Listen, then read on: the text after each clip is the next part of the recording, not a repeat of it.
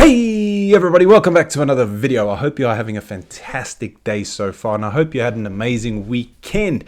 As you can see, I put some of the awesome gifts you guys have sent me up on the wall. Thank you so much. Of course, I got the American flag. I got the Texas flag up here, which is huge. I got an Ohio flag, which you can't see. I've got all my hats. I love hats. I'm a hat person. I got some awesome stuff here that Valerie sent me. Of course, Bucky's shrine over here. Yeah, I love my Bucky's. And yeah, thank you guys so much. It's freaking awesome. I love all this stuff. Anyway, today we are reacting to Meet the Gerald R. Ford class, US Navy's $13 billion aircraft carrier. Now, this video was dropped the day I did the video on the Nimitz. And Who's Your Daddy, who is a subscriber here on YouTube as well as on Patreon, sent me the link and said, Jono, they've literally just dropped this. Check it out. So that's what we're going to do. The Nimitz blew me away, and apparently this thing is even better. So I can't wait to see it. But before we get into today's video, if you haven't done so already, please make sure you hit the subscribe button. And if you're feeling extra frisky, you may as well give the video a like as well. I do have a Buy Me a Coffee page and a Patreon page linked down in the description. If you want to help support the channel, that would be freaking awesome. Any money made there will go towards our trip to the States, hopefully in 2024. And without further ado, let's check out the Gerald R. Ford class, the $13 billion aircraft carrier. Meet the new Gerald R. Ford class, U.S. Navy's $13 billion aircraft carrier. They are. Oh man. The Gerald R. Ford class Someone said for me to check out one of those videos where they test them. I can't remember blast radius. I can't remember the correct phrasing or wording. I do apologize. But that didn't even look like it budged it, to be honest with you. That is insane.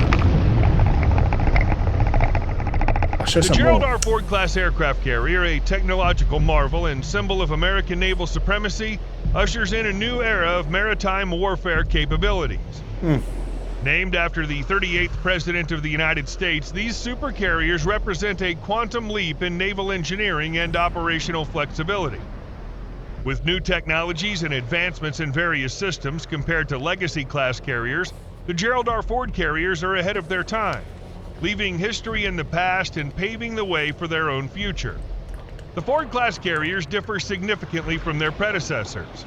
First and foremost, the supercarriers are enormous. They're the largest ships in terms of displacement ever built for the U.S. Navy. Holy crap. Spanning a length of approximately 1,092 to 1,106 feet, weighing 100,000 tons with a price tag of around $13 billion. 13 billion. 13 billion. I'll take two, please. Holy crap, that is insane.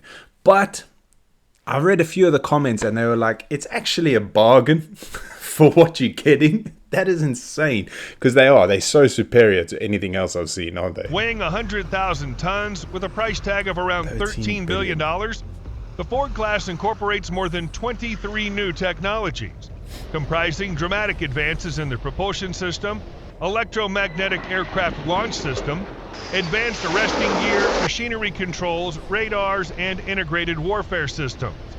These innovations will support a 33% higher sortie generation rate at a significant cost savings when compared to Nimitz-class carriers. The Gerald R. Ford class also offers a significant reduction, approximately $4 billion per ship, in life cycle operations and support costs compared to the earlier Nimitz class. The new technology and warfighting capabilities I freaking love that formation. I said it in the Nimitz video. There's nothing more intimidating on the sea than that, isn't there? Because you know there's a submarine or two there as well, which is freaking even scarier. But yeah, that looks so awesome. In fact, I saved a photo the other day. I haven't set it as my background on my laptop yet. I like to change it up every now and then. I don't like looking at the same thing too much. And it's one of these photos. It is awesome. Gerald Ford brings to the fleet will transform naval warfare, supporting a more capable and lethal forward-deployed U.S. naval presence. In an emerging era of great power competition, Ford class will serve as the most agile and lethal combat platform in the world, with improved systems that enhance interoperability among other platforms in the carrier strike group, as well as with the naval forces of regional allies and partners. Another distinctive feature of the Gerald Ford is its 11 advanced weapons elevators, capable of lifting heavier loads up to 24,000 pounds compared to those on other carriers. The movement of weapons from storage and Sorry to pause again. That's a question I have for you guys. Why do they always seem to be wearing gloves when they're moving these missiles or weapons? Let's just call them weapons. Why do they? I don't know. I've always wondered why they wear gloves. Is it just? It's gonna sound stupid. Is it to stop it getting fingerprints and stuff on it, like they like oily hand marks and stuff? I have no idea. If you know, please let me know. assembly to the aircraft on the flight deck has been streamlined and accelerated. Ordnance will be lifted to the centralized rearming location via higher capacity weapons elevators that use linear motors. The elevators are located so that ordnance need not cross any areas of aircraft movement, thereby reducing traffic problems in the hangars and on the flight deck. In 2008, Rear Admiral Dennis M. Dwyer said these changes would make it hypothetically possible to rearm the airplanes in minutes instead of hours. Furthermore, the USS Gerald Ford is equipped with two A-1B nuclear reactors. These reactors are smaller and simpler, requiring fewer crew members, yet they're significantly more powerful than the Nimitz-class A-4W reactor. Two reactors are installed on each Gerald R. Ford class carrier, providing a power generation capacity at least 25% greater than that of the two A-4W reactors in a Nimitz-class carrier. The Navy expects that the Gerald R. Ford class will remain part of the fleet for 90 years, until the year 2105. This means that the class must effectively adopt new technology over the decades. Currently, only half of the electric power generation capacity is utilized by planned systems, with the remaining half available for future technologies. Flippin' heck, so they've thought ahead, haven't they? A growing fleet. I know that's probably a stupid statement. They have to think ahead, but flipping heck, man. They only use half of the electrical capabilities. It's anticipated that there will be 10 ships in this Ford class. Thus far, 5 have been announced. USS Gerald R. Ford, CVN-78, USS John F. Kennedy, CVN-79, USS Enterprise, CVN-80, USS Doris Miller, CVN-81, and CVN-82. The USS Gerald R. Ford, CVN-78, is the pioneering aircraft carrier of its class and represents the first new aircraft carrier design in over 40 years. The keel of the Ford was laid on November 14, 2009. Laying the keel is the formal recognition of the start of a ship's construction. On November 9, 2013, the Ford was christened by Susan Ford Bales, the daughter of Gerald R. Ford. I christen thee United States ship Gerald R. Ford. May God bless the ship and all who sail her. You go! She gave it a good old smack, didn't she? USS Gerald R. Ford was commissioned on July 22, 2017 by President Donald Trump. The commissioning ceremony marks the entry of a ship into active naval service. Oh. Sorry, this just gives me a rough idea, because I did mention before, I've never seen one of these in real life. It just gives me some sort of rough idea how big it is, but I still, when we come over to the States, someone said if I go to Texas, I can't remember where they said, I can go and have a walk on one of them, which I'd love to do that. I'd love to take the kids on one of those as well. The kids will be joining me on some more reactions on the family channel especially. They're both doing their homework now. It's been a busy bloody couple of weeks while they're getting everything together for the end of the year. But yeah, flipping heck, I'd love for them to experience something like that. Ceremony marks the entry of a ship into active naval service. This was the day Ford took her place in the fleet alongside the other ships. Gerald R. Ford entered the fleet, replacing the decommissioned USS Enterprise, CVN-65, which ended her 51 years of active service. As of 2017, the USS Gerald R. Ford holds the distinction of being the world's largest aircraft carrier and the largest warship ever constructed. USS John F. Kennedy is the second aircraft carrier of the Ford class, and it's scheduled to replace USS Nimitz when it's decommissioned. USS Enterprise, the third Ford-class aircraft carrier to be constructed for the Navy. It'll be the 9th United States naval vessel and the third aircraft carrier to bear the name. It's scheduled to be in operation by 2028 and will replace the USS Dwight D. Eisenhower. I still get a bit sad when I hear them like, it'll replace. Like, I know it's an object that has no feelings. I don't know why I feel like that sometimes. The aircraft carrier with its embarked carrier air wing is a preeminent asset for the maintenance of maritime superiority across the oceans of the globe. History has time and again shown the invaluable benefits of having the capability to bring decisive air power to bear from the sea. Beautiful machines on them. The carrier air wing serves as the primary means of deploying both offensive and defensive firepower.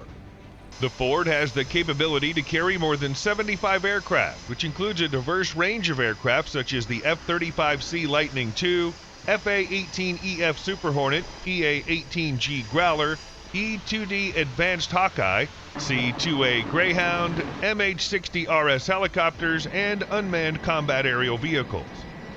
In 2020, the U.S. Navy commenced the replacement of C-2As with CMV-22Bs, thereby fulfilling the carrier on-board delivery mission for the large deck carrier fleet.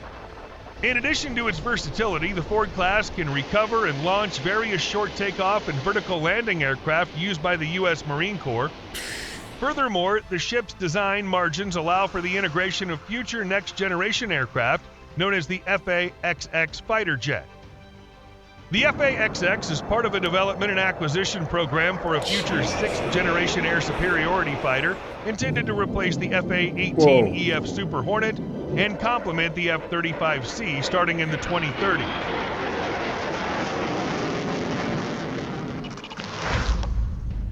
Ford Defensive System. There we go. In addition to the carrier's air wing, the Gerald R. Ford class aircraft carrier is equipped with a formidable array of defensive weaponry. These include 2 RIM-162 Evolved Sea Sparrow missiles, 2 RIM-116 rolling airframe missile systems, 3 balanced close-in weapon systems, Ooh, I love it. range defense, as well as 4 Mark 38 25mm machine gun systems and 4 M250 caliber machine guns. Look at the smile on his face. Ford's generous electrical he is loving that. Watch him.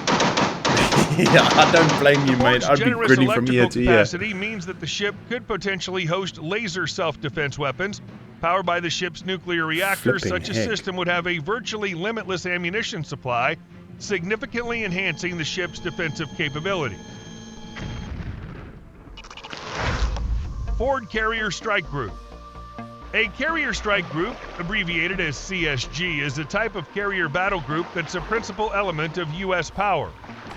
I'm really hoping that they show that blast. I really want to see that. I'm sure there's some videos out there on that. If you've got any good links to those videos where they show the blasts and how the carriers survive them, please let me know in the comments. Holding enough firepower to or rival the email air me. forces of entire nations. Its mission is to achieve and sustain air, sea, and undersea control, response to crisis, and protect United States interests anywhere, anytime. Known for being powerful, mobile, flexible, independent, and sustainable, a carrier strike group typically contains roughly 7,500 personnel and a variety of ship types, including a nuclear-powered aircraft carrier, at least 1 cruiser, and a destroyer squadron with at least 2 destroyers or frigates. A carrier strike group also, on occasion, includes submarines, attached logistic ships, and a supply ship.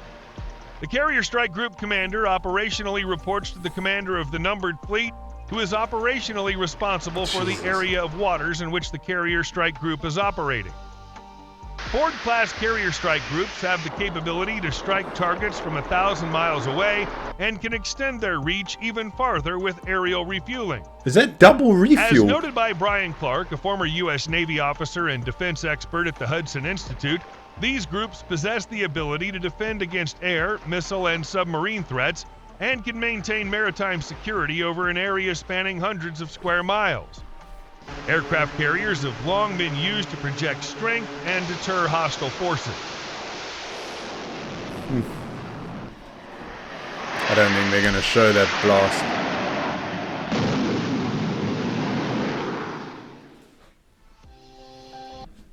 What a freaking machine. How awesome is that thing? The Nimitz, see, on screen, I can't tell the size difference. Like, it's impossible, isn't it? But I can't wait to see one of them. I really, really can't wait. Like I mentioned in the last video, the whole Navy side of things didn't really, like, I've always been fascinated with the military, like big time, but the Navy side of things always, the whole drowning thing sort of put me off. But the more I watch these videos, the more I'm like, holy smokes. Like, I never thought of how much of an impact that side of things played. And it's insane, isn't it? I just want to mention, guys, I've been really struggling to sleep lately. I went to bed at 4 a.m. last night. Well, this morning. And I was up at like 7. So my eyes are a bit puffy. I do apologize. I'm having a big trouble sleeping at the moment. I don't know what it is. Anyway, guys, thank you so much for watching. I hope you have an amazing rest of your day. Don't forget to send any recommendations you have. You can forward them over to me in my email address. To my email. My email address is always down in the description. Or you could just leave a comment. Anyway, I hope you have an amazing rest of your evening, and I will see you all in the next video. Peace.